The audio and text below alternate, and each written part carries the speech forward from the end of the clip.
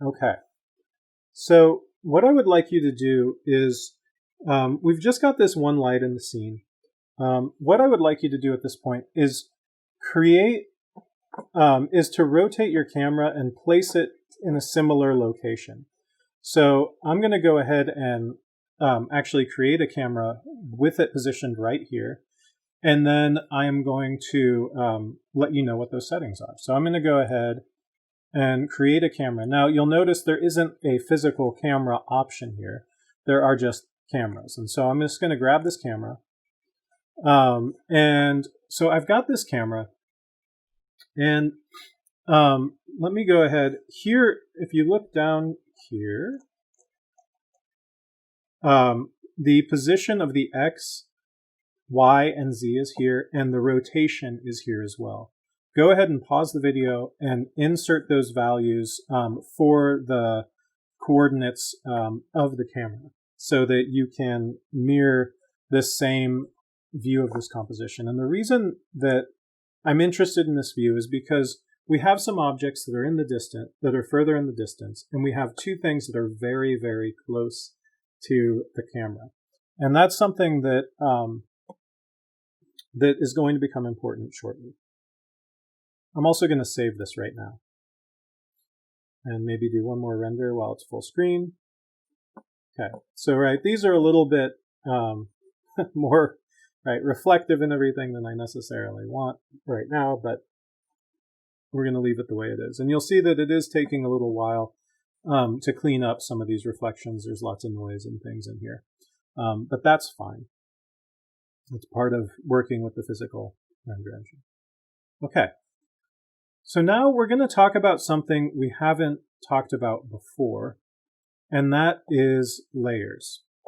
Because what we're going to do is we want our camera to stay here and to be locked in place. And the way that we can lock an object in place is by putting it on its own layer and then using the layer manager to lock that layer. And so what we're going to do is if we have the camera selected and we click on this little box with the slash through it, we're going to say add to new layer. And as soon as I say add to new layer, if I go down where my attributes manager is, there's some options on the side. One of them is layers, right? And so now I've got this one layer here, and I've got all of these different options. We're not going to worry too much about anything except this lock option, right? And so now I've locked this camera in view, right? So that means that, even though I was essentially like in this camera, right, now I've got this set so that that camera is locked in that view, and I know that I'm not going to mess with it until I need to go and look from that view. So now that I've locked that camera there, the question is, I can't click on this to go to this camera. And so what I need to do to switch cameras to a locked camera is I go to this cameras option here in the viewport menu, and I go down to use camera, and camera is the only camera I've got in there other than the default.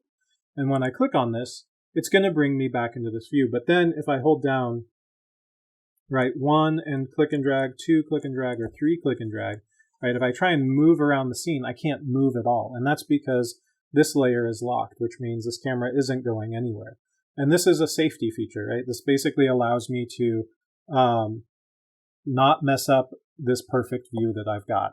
And not that this is perfect, but it's the view that I want. And so then to go back to using the default camera, I just go to cameras and default camera. And then I can freely move everything around. Now, if I want to use this camera, so I'm going to go to the attributes manager, maybe click on the light, let's say I'm doing some lighting work, and then I want to adjust something on this camera. What I need to do is I go to layers again, and I click on that lock icon, and then my camera is unlocked, and I can go ahead and manipulate this in whatever way I want. Now, something else that people often do with layers is they will also create a layer for lighting. And so you can have a camera layer that has multiple cameras set up, And you can have that locked. You can have a lighting layer where you essentially have all your lights set up and you can lock that. There's also, right, visibility. So I can hide things that are on my layer. So, right, this camera icon is kind of annoying sometimes to have in the view. And so I can just hide that by turning that layer off. And the same thing goes for lights, right? Right now we just have one light. But if we do something where we have a lot more lights, we're going to have all these fall off rings and it just becomes very, very difficult to see. And so it's really easy to just turn the visibility of those lights off as well. Okay, so that's a little intro to layers. I'm going to lock that layer again so the camera is locked. And I'm going to go back to my attributes. And let's go ahead and do a little bit more work here, right? So this light, when I've been rendering, it's a little bit dim. I'd like a little bit more brightness on these objects. And so I'm going to go ahead and select my light and make sure I have the move set. And I'm just going to pull out my fall off a little bit more, make this a little brighter. Now I could also lower the light, get the light closer to the surface. Now if I render this, right, it's a little blown out, right? I have a little bit too much brightness on top of this object.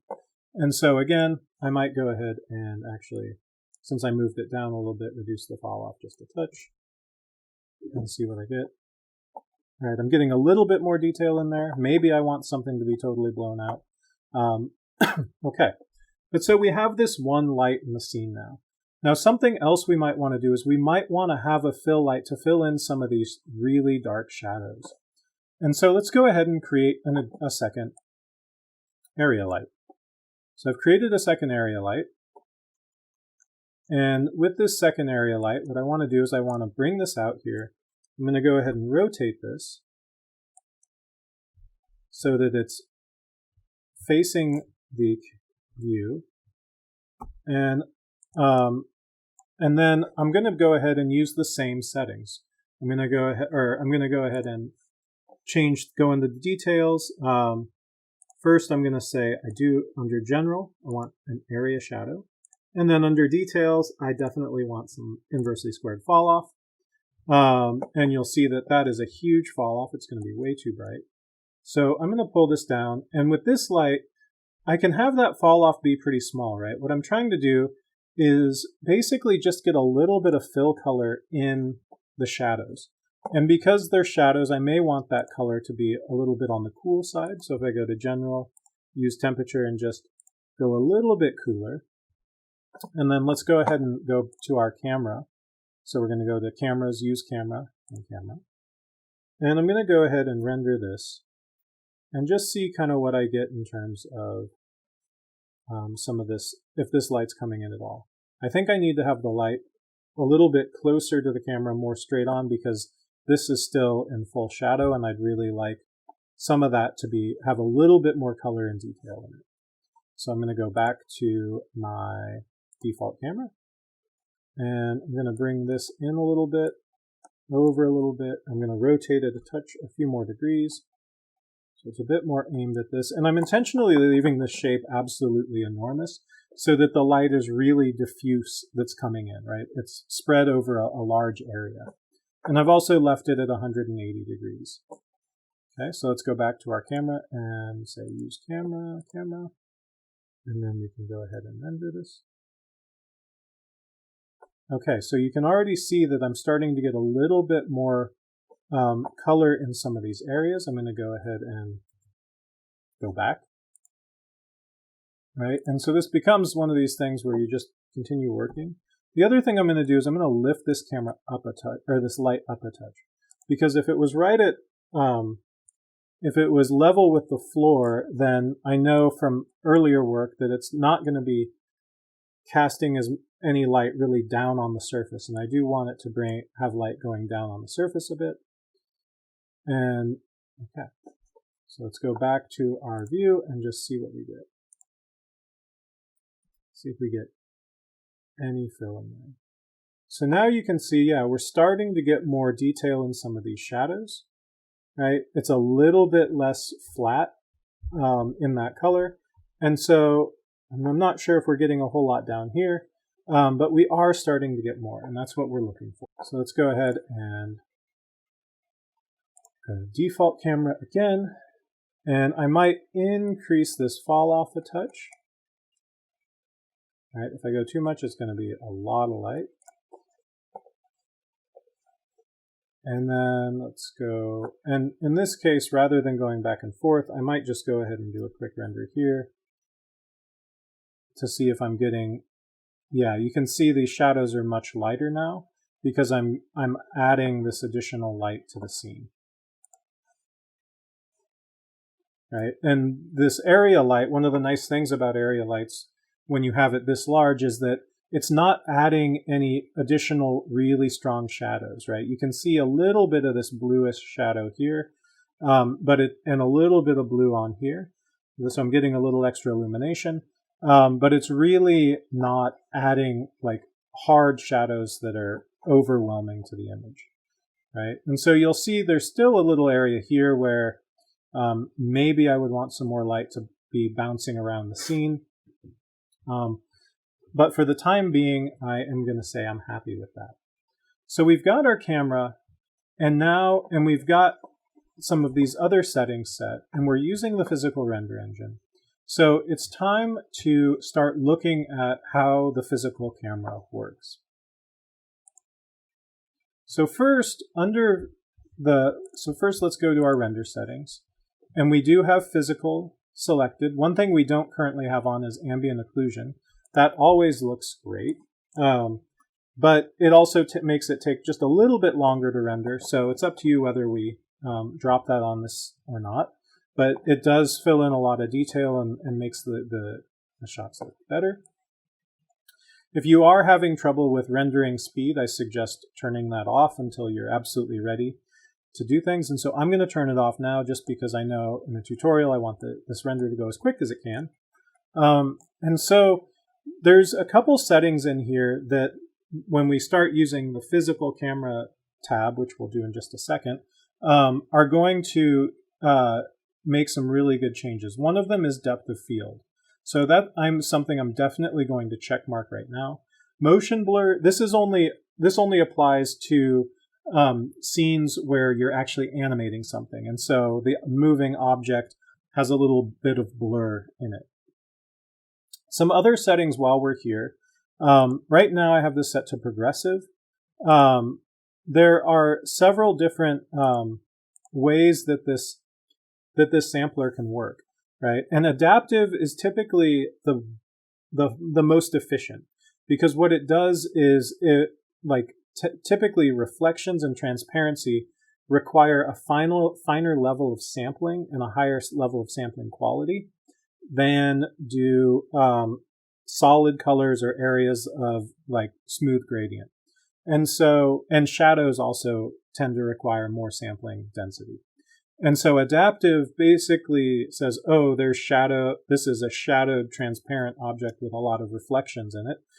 And so then it's going to take more time and do a better job there. And it knows that in other places it can do a less great job. There is fixed, which basically says whatever you set for the number of sampling subdivisions and shading subdivisions, the minimum and maximum here, it's going to do that across the entire scene. And that can take a lot longer.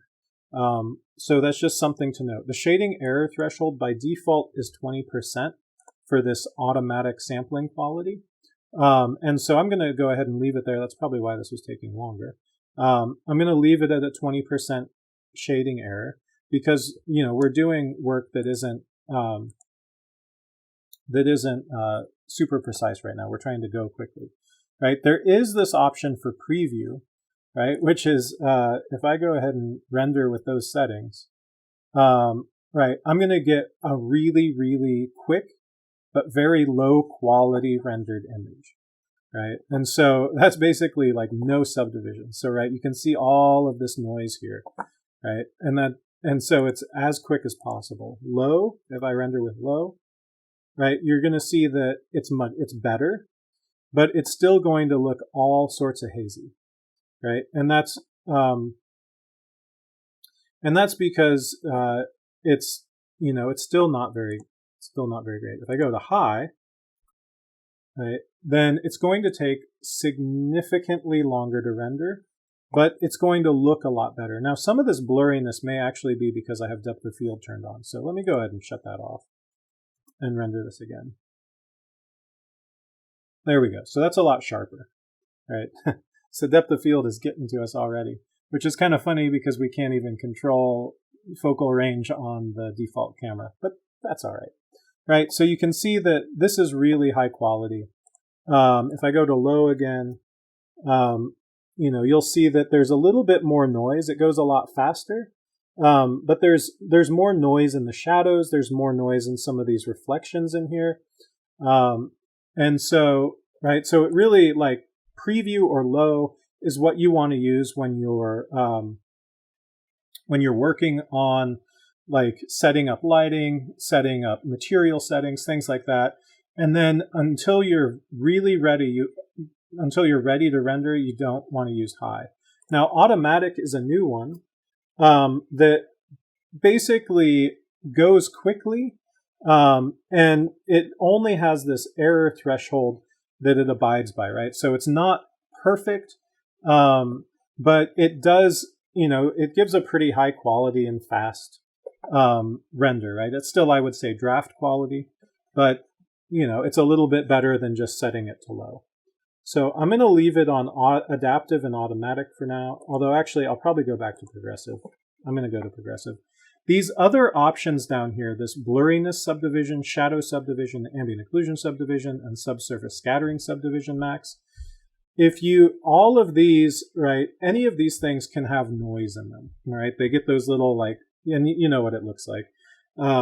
We've just seen it several times. But if you increase those numbers, then you can increase the smoothness of those areas. If you want this to be progressive or low, but you really want to have your shadows cleaner, or the blurriness. And blurriness is both blurriness of depth of field. It's also blurriness of transparent objects, which we haven't really looked at that setting on materials. But you can essentially make something that's transparent and a little bit cloudy as well, or frosted looking.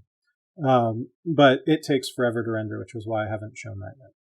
Okay, so those are the basic settings. Under the advanced settings, right, we basically want to use the default Embry faster.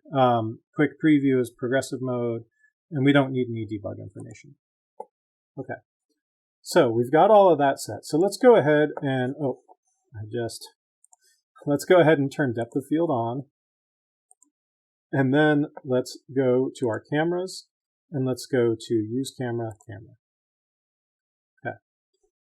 So now I've got this set up. So what I'm going to do is I'm going to click, right, my camera is currently locked. So I'm going to open up my layer manager, and I'm going to unlock my camera. So now I can adjust settings. Now at this point, I don't want to move the camera itself, right? I have to remember not to try and move my view, that I just want to be able to select the camera's attributes, right? So I clicked on the camera, layers is still open, so I need to come over to the very right and click attributes. And now I've got some options here. So first, I can adjust the size of my camera, right? I can say, I can basically, this is how I change the lens on this camera. Right, super wide, if I go to 15 millimeters, you'll see, right, it basically is almost a fisheye lens. So it looks like I'm much further away from the subject, and I get this much bigger view. If I go to wide angle, right, it brings me a little bit closer, but the angle's still pretty wide. Classic, right, 36 millimeter. If I go to normal lens, right, then I'm going to be even closer to my subject, and then, right, portrait, looks like it's even closer. And all of these essentially adjust and super tele, right, 300 millimeters. If you've done any photography, you kind of know what this is all about. But basically, there's always going to be some distortion in here, and especially if we go to, say, super wide, right, what's happening is we're seeing more of this image, right? Everything's a little bit distorted. And then if we went even with a smaller focal length, we'd get more distortion. So if I went with like a 5 millimeter, right, I get this crazy distorted image, right? But I can do that. I can set this to whatever focal length I want. You know, I'm going to stick with classic because that's how we had set it up. Either classic or maybe normal lens, just because that's getting things even a little closer. But I like that I have more things in view with the classic. So let's go back. There we go. Okay. And then the sensor size, 35 millimeter, 70 millimeter. These are based on actual film stock. And so I'm going to leave it at this 35 millimeter photo because that's what we had set. You can also manually adjust the field of view in the horizontal and vertical. You can adjust the film offset. You can adjust the focal distance, which we're going to talk about in a second. You can also choose an object to be your focus object. And then you can deal with light balance, right? With light balance, which is kind of funny because we're actually like purposely offsetting the colors of these lights to leave this white balance on there. And then we don't need to worry about export to compositing. So let's click on the physical camera. So there's a lot of things in here that we're going to talk about in just a little bit. One of these is there's f-stop. We actually can do anything that you can set on a camera, you can set on the physical camera in the physical tab in when you're using the physical renderer. You can do all of these things. So, but let's start with just the defaults. Let's go ahead and set our focal distance. So the way we can set our focus distance is if you click on this little arrow and you say, okay, I want this edge to be in focus. Right? So I've clicked on the edge of this object and it says, okay, that's 30 centimeters away. So I've created my center of focus. If I go ahead and render this really quickly, right, you'll notice that it's taking a while to do this, but you're going to notice that this is in focus and everything behind the camera, right, further off in the distance is really, really messy, right? I'm only on progressive pass 2, and you'll see that these passes are going to take longer and longer, but that's because these objects are now blurry, right? Because they are not in the center of focus, right? And so I can wait for this is going to take forever to complete. And so we're only going to go a few passes here. But while we're doing that, I just want you to notice, right, this is still crisp and clean and sharp. The base of the cup is a little blurry. And then these objects that are further back are even less in focus, right? This is one of the things that the physical render engine really excels at, is allowing us to effectively use depth of field, right? And so how do I adjust the depth of field, right? This is now, as this gets, we're on pass 7 or something right now, right? You can see that this is still super noisy back there. It's going to take a lot more passes before some of this becomes more focused and clean, right? And so you can tell that, right, when you start messing with these settings, it's just the renders do take forever. And so you're going to want to give yourselves, if you want to use this, you're going to want to give yourselves plenty of time to do so. Okay, so I could just sit here and wait for this to go forever, but I'm not, because I want to show you now how you can go ahead and make other adjustments on these objects.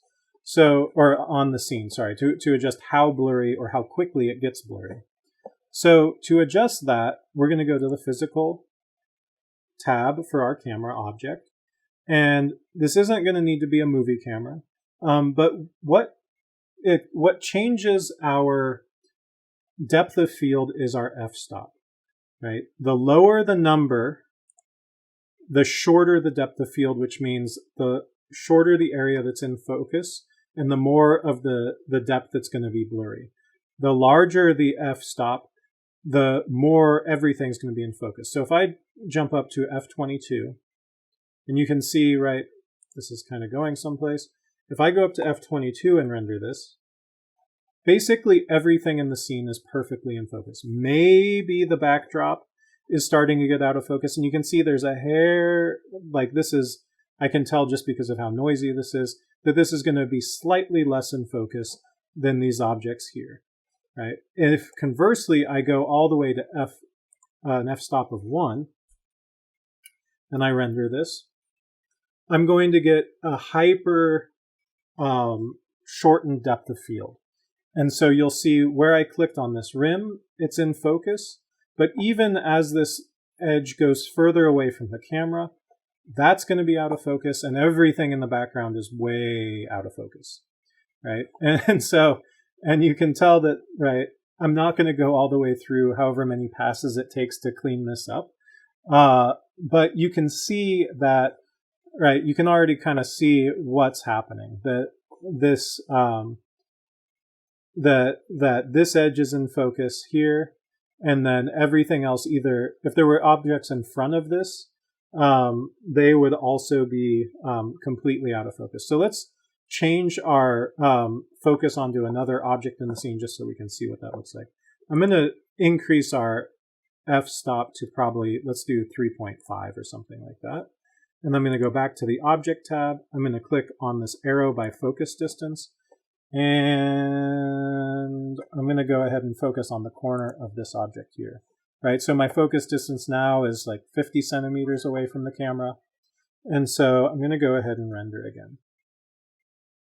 Right, and with this depth of field, you can see that these objects, right, now this corner is nice and in focus, but this object that's in front of the camera is, is out of focus. This is about at the same distance, and so it's in focus as well. And these objects are slightly out of focus because they're just a little bit behind that. Right, so this is a really powerful set of tools. So there's some other things we can do with our physical camera here. So one of those things is the diaphragm shape, chromatic aberration, all sorts of vignetting, and lens distortion as well. So the shutter speed and shutter efficiency, these only really matter if this is a, if it's, what's it called? If it's animated, because you can use shutter speed to control a lot of different settings in this. You can use it to control how the animation looks. I don't know how else to describe that cleanly, and I'm sorry. So let's look at the diaphragm shape. And I don't know if we're going to, if I turn that on, if we're going to see that in any of these highlights or not. But there's this idea of like bokeh. No, I don't think that's going to happen. Let's increase our chromatic aberration to like 50%. What chromatic aberration does is, and I don't know if we'll see that here either. I might have to come up with a stronger tutorial on that. Oh no, we're getting to see it some. Okay, so you can see how the color is shifting and not aligned correctly. So it's got this like pinkish bluish look on the surface. So what that means is that it's basically mimicking what happens when light bends through a lens, right? Because light waves have different amounts of energy based on their color.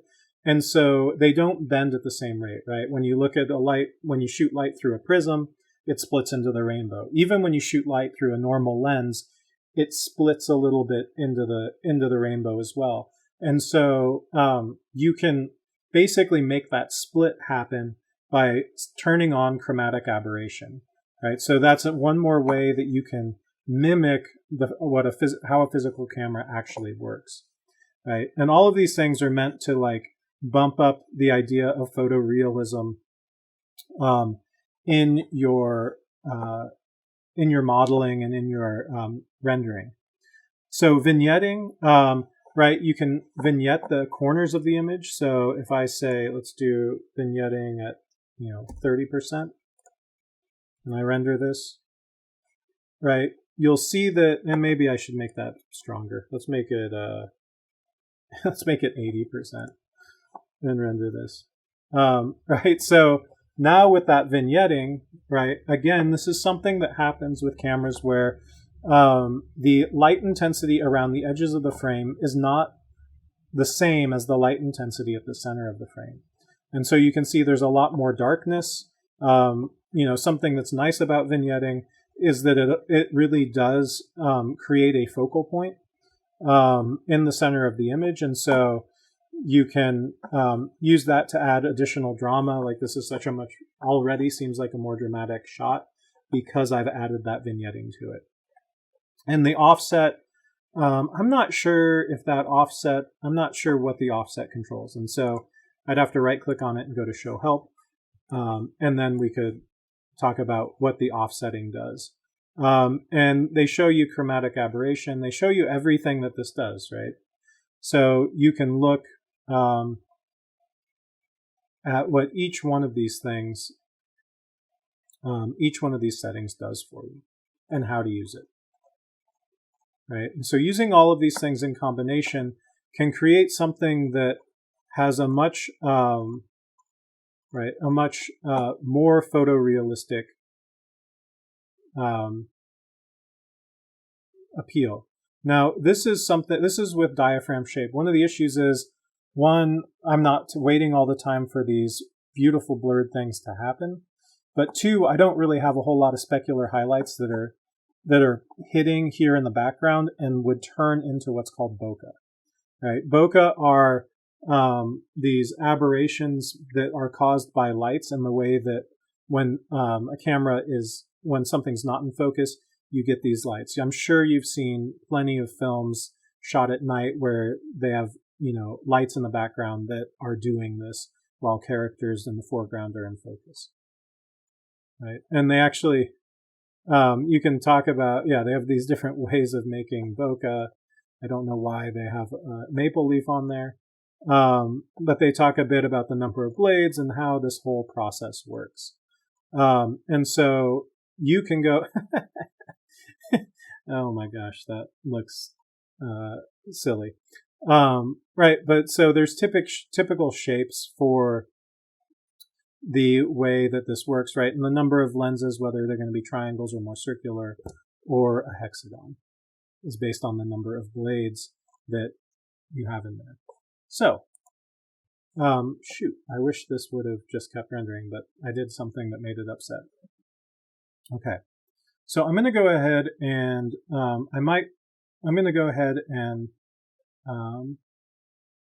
set this up a little bit differently, maybe throw a couple more lights and see if I can get some bokeh going, and then go ahead and render this for a long time and come back and show that. Okay.